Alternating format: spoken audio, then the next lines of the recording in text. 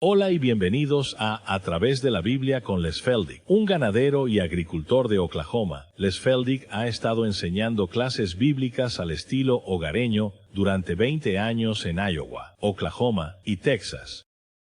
El estilo único de enseñanza bíblica de Les Feldick ha hecho que los libros de la Biblia cobren vida. Cuando les está enseñando, es tan interesante que la gente dice que el tiempo parece volar. Y ahora, aquí está Les Feldick.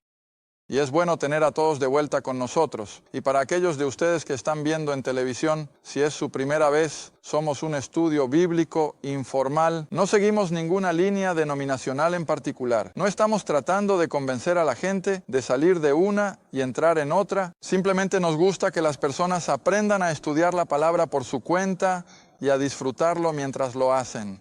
Así que si pueden volver conmigo a donde lo dejamos al final de nuestro último programa, en Éxodo capítulo 2. Israel ahora está explotando en población. Los faraones, para controlarlo, los han puesto bajo una servidumbre extrema. Y ahora, por supuesto, Dios va a intervenir y prepararse para liberar a su pueblo de pacto. Pero va a necesitar un libertador. Y así ahora en el capítulo 2 tenemos el nacimiento de lo que la Biblia llama el libertador. Y fue un hombre de la casa de Leví, y tomó por esposa a una hija de Leví, y la mujer concibió y dio a luz un hijo, y cuando ella vio que era subraya la palabra, hermoso, porque eso simplemente en hebreo significaba que por fe, como vimos en el programa anterior, por fe, vieron que no era solo un bebé bonito físicamente, sino que aquí había algo que Dios iba a usar, era especial. Y así se esforzaron mucho por mantenerlo vivo. Está bien, así que cuando vieron que era este tipo de niño, lo escondió durante 3 meses. Luego, cuando ya no pudo esconderlo, en el versículo 3, tomó para él un arca de juncos. Ahora recuerda, un arca es un arca. Y recuerda cuando estábamos en Génesis, te dije que la palabra hebrea arca también se traduce en el último versículo del último capítulo de Génesis como ¿qué? Un ataúd. Así que era simplemente una caja. No necesariamente tenía que tener dimensiones específicas, pero un arca, según el hebreo, era simplemente una caja rectangular. Ahora, cuando llegamos al arca de la alianza, detrás del velo, ¿qué era? Bueno, era principalmente una caja rectangular. Era especial. Estaba cubierta de oro y tenía un papel que desempeñar, pero no era nada más. Caja rectangular. Así que de la misma manera aquí ella lo coloca en una caja, pero al igual que las instrucciones de Noé con el arca en el tiempo del diluvio, Dios da las mismas instrucciones aquí. No sé si alguna vez lo has notado antes y tomó para él un arca de juncos. En otras palabras, hizo esta caja rectangular y la cubrió o selló con barro. Ibrea. Ahora, ¿recuerdas hace mucho tiempo cuando estábamos en el capítulo 6 de Génesis, cuando hicieron el arca? ¿Recuerdas lo que te dije que la palabra hebrea, traducida como brea, también se traduce? Expiación. Expiación. Y la expiación está en la sangre. Así que aquí nuevamente tenemos esa misma imagen de que esta pequeña caja que ella construye para Moisés es un lugar de seguridad. Pero más que eso, Dios está en todo esto. Y así ella lo sella, o lo sella literalmente, con brea, que es nuevamente una imagen de la expiación, porque todo aquí apunta a la obra de la cruz. Todo en el Antiguo Testamento mira hacia el momento en que Cristo se convertiría en el Salvador de la humanidad, cuando traería la verdadera expiación. Así que, de todos modos, ella lo unta con barro y con brea, y coloca al niño dentro, y lo pone entre los juncos, o junto a los juncos, en la orilla del río. Y su hermana, que estamos bastante seguros de que debe haber sido Miriam, y ella se quedó a lo lejos para observar, para ver qué se le haría. Y luego el versículo 5, ¿crees que fue solo un accidente que la hija del faraón viniera en este momento particular? No, no es un accidente. Aquí nuevamente está el Dios soberano usando incluso a una joven pagana. Y ella se acerca al río y ve esta pequeña arca o esta pequeña caja flotando en el agua, y en el mismo momento en que ella la ve, el bebé llora. y sin duda fue un llanto que desgarró su corazón, y así lo vio entre los juncos. Envió a su criada a buscarlo, versículo 5, y luego el versículo 6, y cuando lo abrió, vio al niño, y he aquí, el bebé lloraba. Ahora, eso no está ahí solo para llenar espacio.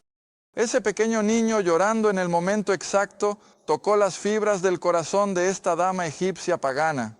Y ella tuvo compasión por él, ¿ves? Tuvo compasión por él y dijo: este es uno de los hijos de los hebreos.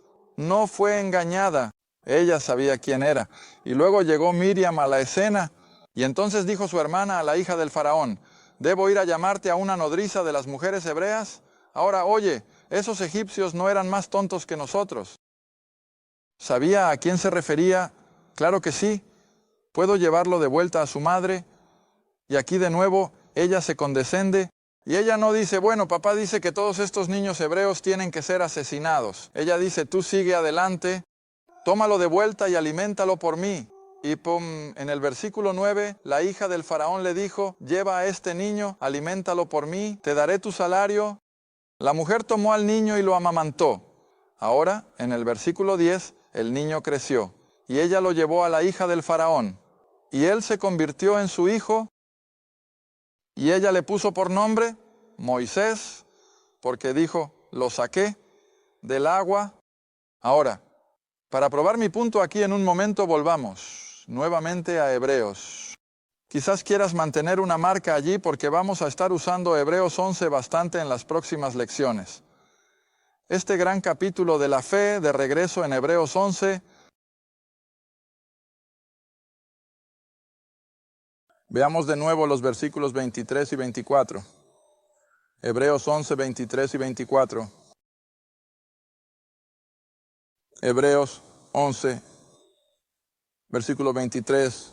Por fe, Moisés, cuando nació, fue escondido 3 meses por sus padres, porque vieron o entendieron, como leímos en el último programa, que era un niño hermoso, y en consecuencia no temieron el mandamiento del rey. Hasta aquí todo bien. Ahora mira el versículo 24.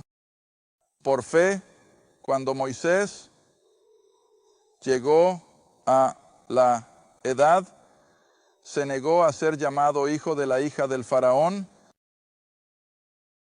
Ahora tienes que volver a Hechos capítulo 7. Hechos capítulo 7. Solo tenemos que usar las escrituras para todas estas cosas porque creo que a lo largo de los años he tratado de hacerlo tan claro. No quiero que nadie intente recordar lo que pienso. De vez en cuando lo diré así: oye, esta es mi idea, solo estoy proyectando, pero la mayor parte del tiempo quiero que la gente vea lo que dice el libro, porque lo que el hombre dice o piensa no vale nada, que tenemos que ser capaces de volver y sustentar todo a partir de las escrituras. Está bien, ahora dice, cuando Moisés llegó a la edad. Bueno, ¿cuántos años tenía? Éxodo no nos lo dice, pero Hechos capítulo 7 sí. Bajemos al capítulo 7 y comencemos en el versículo 19, porque aquí Esteban, en este tremendo sermón, está revisando todo el Antiguo Testamento. Y dice aquí en el versículo 19 lo mismo, es decir, el rey que no conocía a José, él mismo trató sutilmente con nuestra parentela y maltrató a nuestros padres, de modo que echaron fuera a sus niños para que no pudieran vivir. En ese tiempo nació Moisés y era de una belleza extraordinaria. ¿Ves? Hay esa misma analogía de que él era un niño especial, no porque fuera especialmente bonito o tuviera rizos o algo así, sino que fue designado por Dios mismo para un papel especial. Era de una belleza extraordinaria. Fue alimentado en la casa de su padre durante 3 meses. Y cuando fue echado, es decir, puesto en el río, la hija del faraón lo recogió y lo alimentó como a su propio hijo. Ahora versículo 22. Y Moisés fue instruido o educado en toda la sabiduría de los egipcios. Ahora detente un minuto. ¿Alguna vez has visto al Dalai Lama o a alguno de los monjes budistas en las noticias de televisión o algo así? ¿Y notaste que la única educación real en esas naciones bajo tal idolatría es a través de los sacerdotes? Esa es la única educación disponible. Si un joven en Tíbet quiere obtener una educación, tendrá que recibirla bajo los sacerdotes y de la misma manera bajo los budistas en su mayoría. Ahora, de la misma manera aquí, cuando Moisés recibió su educación en Egipto, ¿de quién la recibió? Bueno, de sus sacerdotes mitológicos, en idólatras, y así estuvo saturado con todas las doctrinas idólatras y el culto de los egipcios. Ahora recuerda, solo ha estado bajo el cuidado de su madre hasta que fue destetado y luego va directamente de su hogar al palacio del faraón y ahora está bajo esa influencia. Ahora, por eso quiero que regreses aquí en Hechos capítulo 7, porque los hebreos dijeron que cuando llegó a la edad fue a la fe, que lo llevó a elegir a los hebreos en lugar de Egipto. Ahora, ¿cuántos años tenía? Versículo 22. Y era versado en toda la sabiduría de los egipcios. Era poderoso en palabras y obras. Y cuando se cumplió 40 años, ha estado 35 años lejos de sus parientes. ¿Cómo lo supo? ¿Que él elegiría estar con el pueblo de Dios? Bueno, dijimos que por fe, pero la fe tiene que venir de una palabra. ¿De dónde lo obtuvo esos primeros 5 años? Ahora, esto sorprenderá a muchas personas, pero sigue siendo común en el Medio Oriente. Moisés no destetó a sus hijos del pecho hasta que tuvieron 5, a veces 6 años. Así que ves, el pequeño Moisés, aunque tan pronto como fue destetado, fue a la hija del faraón. Sin embargo, es más que probable que estuvo con su madre y su padre durante 5 años. Ahora, creo que todos ustedes saben qué dicen nuestros amigos católicos, especialmente el sacerdocio. Dame un joven hasta que tenga 6 años y será católico para siempre. Porque los psiquiatras ahora nos dicen que lo que un niño construye aquí en esos primeros 6 años será la mayor influencia en el resto de su vida. Así que Moisés, ahora regresa conmigo a Éxodo si puedes. Así que Moisés, en esos 5 años que estuvo amamantándose en los pechos de su madre, créanlo o no, fue más que solo la sustancia física, sino que todos sus padres eran personas de fe y le habían revelado a Moisés que algún día, Él, Dios de Abraham, Isaac y Jacob, nos sacará de Egipto y nos llevará de regreso a la tierra de Canaán. Porque eso es lo que les prometió, y Moisés, para cuando tenía 5 años, tiene eso grabado. Y a pesar de 35 años bajo la idolatría pagana y de toda la opulencia del estilo de vida del faraón, Moisés nunca lo olvidó. O tal vez no respondió a ello durante mucho tiempo. Pero de nuevo, siempre tengo que recordar a la gente. Tengo tantos padres que se angustian. Y puedo ver por qué se angustian por sus hijos desobedientes cuando a veces son adolescentes o tienen 20 años. Y no lo digo a la ligera, pero siempre les recordaré. ¿Sabes? El libro de Proverbios dice que si entrenas a un niño en el camino que debe seguir, no dice que siempre se mantendrá en él. Pero ¿qué dice? Cuando sea viejo o mayor, no se apartará de él. Así que les digo a los padres, nunca se rindan, porque aunque sus hijos han sido entrenados y están en la palabra, conocen la palabra y pueden desviarse de ella durante esos años de juventud, creo que Dios los traerá de vuelta. Y he visto una y otra vez que eso es exactamente lo que Él hace. Y cuando estos niños alcancen una madurez, tal vez incluso en sus 30 años, de repente se darán cuenta de que, hey, mamá y papá no eran tan tontos después de todo, y volverán a ello. Y así que siempre les digo a los padres, les he dicho a muchos de ellos, no se rindan con ellos, no corten las líneas de comunicación, porque lo que han aprendido mientras estaban bajo su techo, algún día comenzará a resonar y volverán a esos preceptos. Así que ahora en Éxodo capítulo 2, Moisés va a la casa del faraón por 35 años, se convierte en el hombre más grande de Egipto, el gran ingeniero, el constructor de ciudades, el gran general del ejército. Lo tenía todo y además de eso probablemente era el economista, probablemente era el presidente del federal. Bueno, perdí la palabra para el sistema bancario. Probablemente era, ¿ves? Sí, y él estaba a cargo de casi todo en Egipto. Y había mucha economía involucrada. Ahora quiere recordar que había reunido todo durante 7 años para alimentar al mundo que entonces existía durante los siguientes 7. Y así, la Reserva Federal fue presidente de la Reserva Federal. De vez en cuando, las palabras se te escapan, pero sin embargo, Moisés era un hombre de tremendo poder e influencia, pero en medio de una idea, son todas personas atroces. Ahora sigamos leyendo. Y aconteció que cuando creció, salió a sus hermanos y miró sus cargas y vio o espió a un egipcio golpeando a un hebreo, uno de sus hermanos. Versículo 12. Así que miró a un lado y al otro. En otras palabras, para asegurarse de que nadie lo viera, vio que no había hombre y mató, asesinó al egipcio. Ahora, como digo, Moisés no era un individuo débil. Creo que probablemente, como dije, era uno de sus generales principales. Probablemente había luchado en bastantes guerras y él era de nuevo un hombre de verdad. Y creo que con un solo golpe puso a este egipcio en la arena. Fue así de fácil para él. Entonces, cuando se dio cuenta de lo que había hecho, por supuesto, y había matado al egipcio, lo escondió o lo enterró en la arena. Ahora, versículo 13, y salió al segundo día o al día siguiente, y he aquí, 2 hombres hebreos están peleando, 2 judíos peleando entre sí. Y le dijo al que hizo el mal, ¿por qué golpeas a tu compañero o a tu hermano? Y el judío responde, ¿quién te hizo príncipe y juez sobre nosotros? Ahora, justo ahí debería sonar una campana. ¿De dónde obtienes esa misma declaración? Bueno, en el Nuevo Testamento, cuando Jesús se presentó como el Rey de Israel, ¿qué dijo Israel la mañana de su juicio? ¿Quién te hizo gobernante sobre nosotros? Y cuando las autoridades romanas preguntaron a Israel, ¿es él su rey? ¿Cuál fue su respuesta? No tenemos rey sino a César.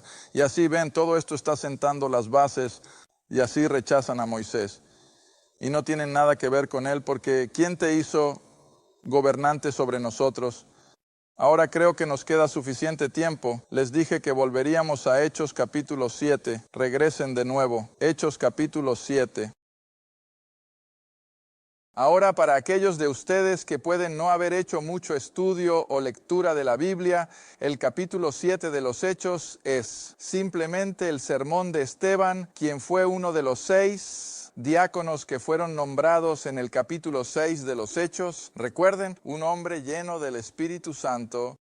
Y él también, como Pedro ha estado haciendo en los 11 durante los últimos varios años, creo que esto es alrededor de 7 años después de Pentecostés. Y durante 7 años, o al menos 6 o más, Pedro y los 11 judíos creyentes presentaron a Israel su rey. A pesar de que lo crucificaron, Dios lo ha resucitado y aún podría ser su rey.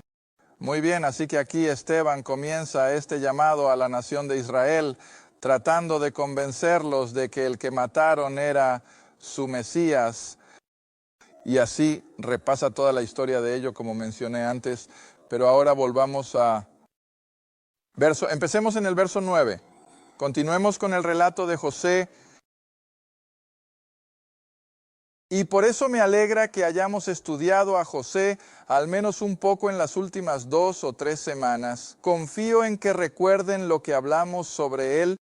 Y así, en el verso 9, Esteban dice que los patriarcas se movieron con envidia, es decir, los 11 hermanos o los 10. Benjamín estaba en casa, así que los 10 hermanos se movieron con envidia, vendieron a José en Egipto, pero Dios estaba con él. Lo libró de sus aflicciones y le dio favor y sabiduría ante el faraón. Lo hizo gobernador sobre Egipto y toda su casa. Ahora, esto ha pasado muchas veces en la historia, cuando un judío que es extranjero en una tierra gentil y se vuelve un hombre clave en el gobierno. ¿Quién? Daniel. Daniel se convirtió en el segundo hombre en el imperio babilónico. Fue invadido por los medos y persas, pero Daniel sobrevive y se convierte en el segundo hombre en el imperio medo y persa. Y así ha sido a lo largo de la historia humana. Bueno, lo mismo sucedió aquí con José. Él entra como esclavo. Él termina siendo el segundo hombre en Egipto, verso 11. Y ahora hubo una gran escasez sobre toda la tierra de Egipto y Canaán, y una gran aflicción. Y nuestros padres no encontraron ningún sustento, nada que comer. Pero cuando Jacob oyó que había comida en Egipto, envió primero a nuestros padres. Ahora, verso 13, siempre tengo en mi clase cuando enseñamos Hechos, y cuánto me encanta enseñar el libro de Hechos. Es la enseñanza más emocionante que creo que puedo hacer, pero de todos modos, verso 13, y subraya o resalta la palabra segundo. Y la segunda vez, a José se le dio a conocer como hermano. ¿Recuerdas el relato? ¿Recuerdas que los hermanos bajaron de Canaán la primera vez con sus burros en sus carritos para conseguir grano y llevarlo de regreso a Canaán? ¿Y quién era el tipo con el que tenían que encontrarse? Bueno, José. José sabía quiénes eran, pero ellos no sabían quién era él. Y todo eso los sorprendió. ¿Recuerdas que él les preparó un banquete antes de que regresaran? Y los sentó a la mesa del mayor al menor, y en su camino a casa todos estaban preocupados. Ahora, ¿cómo sabía Egipto quién era el mayor hasta el menor? ¿Cómo lo sabía? Verás, él los conocía, pero ellos no lo conocían a él. Pero ahora la historia avanzó, quedaron sin comida, y Jacob tuvo que enviar a los hermanos la segunda vez. Ahora, cuando llegan allí la segunda vez, ¿qué descubren? ¿Quién es José? ¿Recuerdas? Y oh, la gran alegría y cómo lloraron, lágrimas en esa última reunión, cuando de repente se dieron cuenta de que este segundo hombre en Egipto era realmente su Salvador. Oh, porque él tenía la comida que de otro modo nunca habrían tenido, pero además de eso, era su propio hermano la segunda vez. Ahora ven todo el camino hasta el versículo 24 y tomemos el relato de Esteban sobre Moisés nuevamente. Versículo 24, y así Moisés, al ver a uno de ellos sufrir injustamente, lo defendió y vengó al oprimido y golpeó al egipcio, porque él, Moisés, supuso que sus hermanos habrían entendido. Ahora detente un minuto. Cuando Moisés, en su lugar de poder y prestigio y sin duda riqueza, se acercó a estos judíos allí en la arena, ¿qué pensaba realmente Moisés que harían? Bueno, él pensó que lo reconocerían ahora como el que podría sacarlos de su esclavitud, y estaba listo para hacerlo. Ahora Moisés estaba un poco adelantado al cronograma de Dios, pero Moisés pensó que seguramente podría liberar a su pueblo de Egipto. Y eso es exactamente lo que Esteban está diciendo aquí. Él pensó, Moisés, que estos judíos a los que se había acercado habrían entendido, ven, que él iba a ser su libertador, versículo 25 de nuevo. Así que supuso que sus hermanos habrían entendido cómo Dios, por su mano, la mano de Moisés, los liberaría. Pero, ¿cuáles son las siguientes palabras? ¿No entendieron? Entonces, versículo 26, y al día siguiente se les mostró mientras discutían y habría querido reconciliarlos. Él nuevamente les hace un llamado y dijo, señores, sus hermanos, ¿por qué se hacen mal el uno al otro? Versículo 27, pero el que hizo mal a su prójimo lo apartó diciendo, ¿quién te ha hecho a ti un gobernante y juez sobre nosotros? ¿Me matarás como hiciste con el egipcio ayer? Entonces Moisés huyó, dejó el país. Ahora estás usando tu mente, estás pensando en el futuro, cuándo se repite todo esto. ¿Por qué está todo esto aquí en el Antiguo Testamento? Bueno, no es exactamente lo que le sucedió a Jesús. Él vino a los suyos y se presentó como su rey. Él probó sus credenciales con todos sus milagros. Nunca olvidaré algunas pequeñas cosas que se quedan en mi mente. En una de mis clases de telecoil aquí hace varios meses, estábamos hablando de esto mismo. de por qué Jesús realizó todos estos milagros. Tengo 1 o 2 pastores jubilados, no debería decir viejos, pero tengo 1 o 2 pastores jubilados mayores en esa clase, y uno estaba sentado justo a mi izquierda, y nunca olvidaré su respuesta, y siempre la voy a usar. Él dijo que validó quién era. Esa fue la razón por la que realizó esos milagros. Validó quién era. Israel debería haberlo sabido, así como estos judíos deberían haber sabido lo que Moisés estaba tratando de hacer, pero no entendieron. Está bien, a medida que pasaba el tiempo, Jesús se presentó. Lo rechazaron. Dijeron, no queremos que este hombre reine sobre nosotros. ¿Qué hicieron? Lo mataron, lo rechazaron. ¿Y qué hizo Dios? Según Salmos 110, versículo 1, Dios dijo, ven y siéntate a la derecha de mi Padre hasta que ponga a tus enemigos por estrado de tus pies. Él dejó el mundo, dejó el país, por así decirlo, y ahora es como un rey exiliado en gloria, pero siempre me gusta expresarlo de esta manera.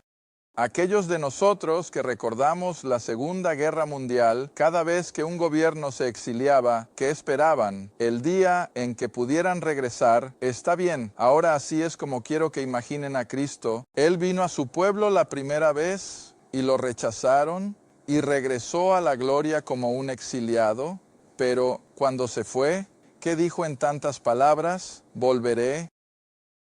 Y eso es lo que Él hará un día. Y por eso les hice subrayar la palabra segunda. ¿Cuándo aparecerá la segunda vez? Israel siempre tiene que tener una primera vez, parece, en la que pueden mostrar su ignorancia, pero la segunda vez lo harán. Ahora déjame llevarte de vuelta al Antiguo Testamento, luego a Zacarías, versículos que estoy seguro hemos visto en ocasiones anteriores. Regresa al capítulo 12 de Zacarías. Y otro que creo está en el capítulo 13. Veamos el capítulo 12 un momento. Solo nos quedan unos segundos. Zacarías, capítulo 12, versículo 10. Y derramaré sobre la casa de David. Ahora mientras leo este versículo, sigue recordando cómo trataron a José la segunda vez, cómo trataron a Moisés la segunda vez. Y ahora aquí está Cristo. Y derramaré sobre la casa de David, sobre los habitantes de Jerusalén, el espíritu de gracia y súplica. Mirarán a mí, a quien han traspasado. En otras palabras, el que habían crucificado, mirarán a mí, a quien han traspasado, y llorarán por él. En otras palabras, así como esos 11 hermanos lloraron lágrimas de reunión. Mira, ese es el luto que se expresa aquí. Llorarán por él como se llora por un hijo único. Ahora, voltea en un segundo a Zacarías, capítulo 13, versículo 6. Ahora todo esto es en su segunda venida, cuando regrese a la nación de Israel con poder y gloria. Y luego que dice, versículo 6, y uno le dirá, ¿qué son estas heridas en tus manos? Mira, las heridas de la crucifixión. Entonces él responderá, con las que fui herido en la casa de mis amigos. ¿Ahora ves cómo todo esto se conecta? José apeló la primera vez, se les apareció la primera vez, no sabían quién era. Moisés sale la primera vez, no saben quién es. Y Jesús viene la primera vez y las escrituras lo dejan muy claro, no sabían exactamente quién era. Gracias por ver A Través de la Biblia con Les, estudio bíblico semanal. Si desea más información sobre los ministerios Les Feldick, un estudio bíblico en su área, o sobre este programa, escriba a Les Feldick Ministries, Ruta Mili 1, Caja 760, Quinta, Oklahoma, 74552. Esa es la Ruta 1, Caja 760, Quinta, Oklahoma, 74552.